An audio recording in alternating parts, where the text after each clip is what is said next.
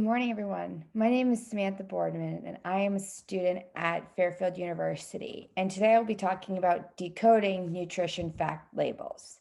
So, the basis of this program is when you're helping your family grocery shop or picking out snacks with your friends, you'll notice something called nutrition fact labels on cans, boxes, bottles, and containers.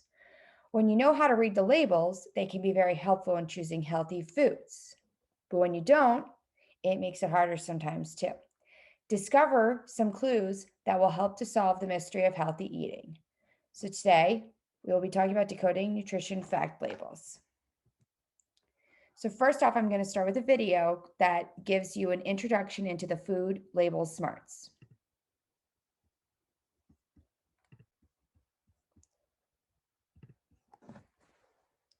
Learning how to read and understand food labels can help you make healthier choices. Here is the current and new nutrition label. The serving information tells the size of a single serving and the total number of servings per container or package. It's important to pay attention to the calories per serving and how many servings you're really eating. If you double the servings you eat, you double the calories and nutrients.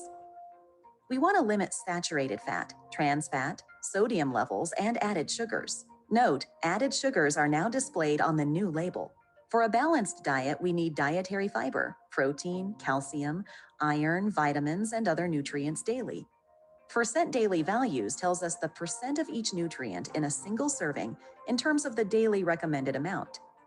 As a guide, when we want to consume less of a nutrient, choose foods with a lower percent daily value of 5% or less. If we want to consume more of a nutrient, we can look for foods with a higher percent daily value, such as 20% or more. We may need to eat less or more than 2,000 calories depending on our age, gender, activity level, and whether we're trying to lose, gain, or maintain weight. Your healthcare provider can help you figure out how many calories you need.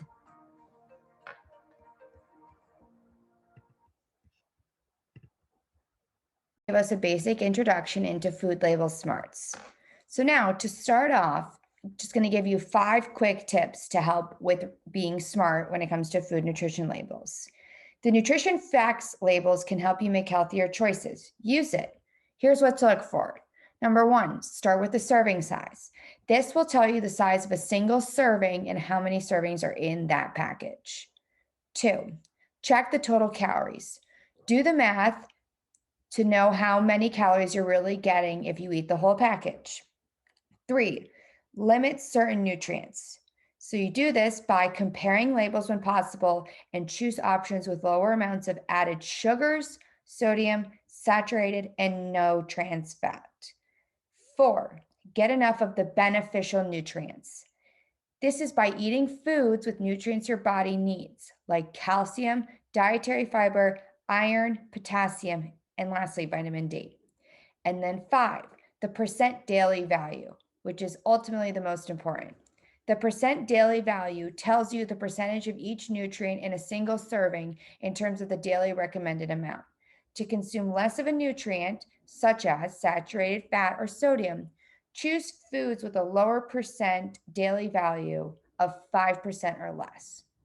To consume more of a nutrient, such as fiber, choose foods with a higher percentage daily value of 20% or more. Learning, the most important thing is learning how to read and understand food labels can help you decide which foods and beverages are best to keep you healthy. The nutrition facts labels has lots of numbers. Here's what to look for so you can decode the messages from the numbers. Think of yourself as a health detective. So these are the 5 things to look for when you first start off. We will now be doing an activity looking at the Eat Smart with food nutrition labels, which allows for us to look into specific areas of a food label.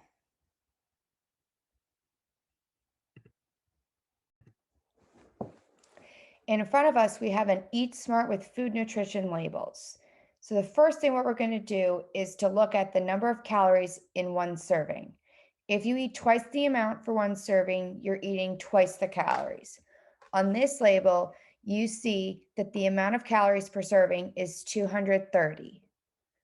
Next, we're going to look at the saturated fats, the trans fats, the sodium, and the added sugars number. So on this food label, we see that the saturated fat is 1 gram, which is 5% of your daily recommended value. The trans fat is 0 grams. The sodium is 160 milligrams, which is 7% of your daily value. And lastly, the total sugars, which includes 10 grams of added sugars, which is 20% of your daily value. These nutrients can be the bad guys if you have too much of them. The saturated fats and the trans fats have a G after their numbers. This means the amount are given in grams, which is a very small measurement. The sodium amount is given in milligrams, which is an even smaller measurement. See the mg for milligrams? But even with the small measurements, we still want to limit these nutrients as much as we can. So to go into detail, fats. There are 4 different kinds of fats. You know that there are saturated and trans are the bad fats. You want to eat as little of them as you can. Some foods that have saturated fats are fatty beef or pork, cream, butter, and cheese made from whole milk.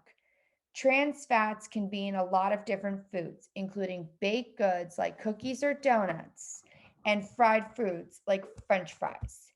These 2 types of fats that are better for you are called monosaturated and polyunsaturated,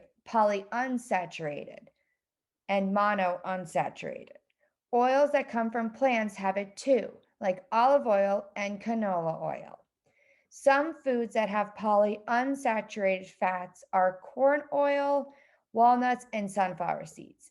These foods and oils help protect your heart. So grab a handful of those unsalted sunflower seeds and cook with olive oil or canola oil. Treat your heart right and make friends with good fats. Next category is sodium. Sodium is a major indicator in heart health. Less sodium means healthier bodies. Too much sodium can be bad for our bones, brains, stomachs, hearts, and kidneys. You always want to look at the nutrition fact labels to find products that have the least amount of sodium. It is true that most of the sodium you eat is already in food. The foods that add the most sodium to your diet are pizza, burritos and tacos, sandwiches, breads and rolls, cold cuts and cured meats, and also soups. If you're helping out in the kitchen, try to substitute for herbs, spices, and fresh juices like lemon juice for salt. And then lastly, added sugars. So you find total sugars on the label in front. Some sugars are natural sugars, like the kind in fruits, vegetables, milk, and grains. It's the added sugars, which are the products like soda, candy, and cookies that are the bad guys. Eating and drinking too much added sugar is bad for our hearts. Added sugars can go by some sneaky names. Watch out for these culprits when you're reading ingredient lists. Some of the names include syrup, molasses, cane juice, fruit juice, concentrate, fructose, and dextrose. If you have a sweet tooth or a sweet craving, try a piece of your favorite fruit.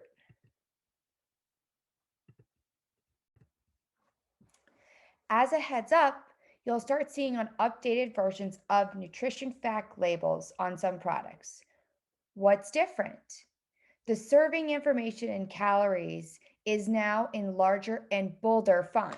As you can see on this one, the calories is bolded and big right at the top. Added sugars is now required on the labels, and the list of nutrients on the labels has been updated. Take a look around on the label and you can see many of the good guys. These include nutrients such as dietary fiber, protein, vitamins D and E, calcium, iron, potassium, and choline. You need these good guy nutrients for a balanced diet. They'll help you grow strong and healthy. One quick tip: look at the percent value on the right side of the label. This tells you the percentage of each nutrient in a single serving of a product. This is based on the recommended daily amount. For the bad guy nutrients such as saturated fats, trans fats, and sodium, you want to choose 5% or less for the daily percent value. For the good guy nutrients like dietary fiber, protein, and iron, choose 20% or higher for the daily value.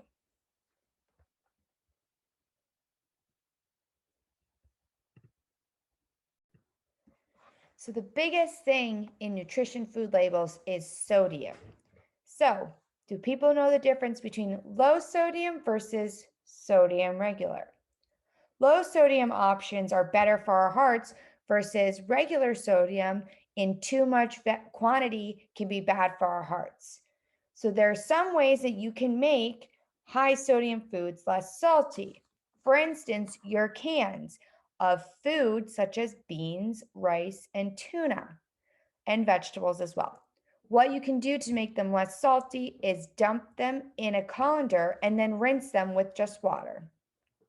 What you can also do is add water, vegetables, and pasta or rice and potatoes to canned soup to make it go further and thus reduce the overall salt. And lastly, to add cooked vegetables such as broccoli, spinach, collard greens, peppers, onions, and then also beans to box macaroni and cheese. This giving you less sodium by adding those essential ingredients and nutrients.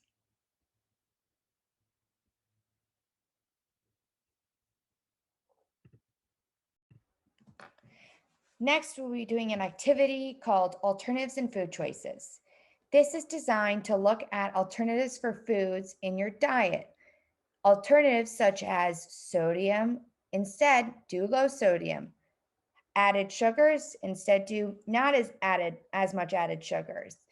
Doing whole grain instead of full grain rices. And lastly, looking at different types of no salt added options.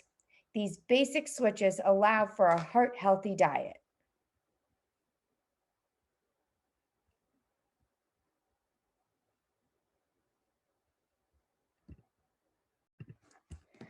So to start off with, we're going to look at some alternatives that you can choose to switch out different types of foods.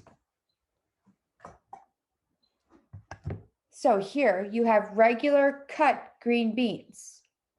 The sodium in this is 290 milligrams per serving. Instead of doing regular, try to do the no salt added cut green beans, where the sodium per serving is only 15 milligrams. This is an easy and simple switch with great decrease in the amount of sodium. Next is rice. So in this Rice-A-Roni chicken flavored, the sodium per serving is 770 milligrams. Instead, switch to this whole grain brown rice, where the sodium per serving is 15 milligrams. Again, another great switch. For added sugars, instead of drinking a cold brew, which has 8 total grams of sugar, switch to a protein infused water, which has 0 total sugars. Another simple switch.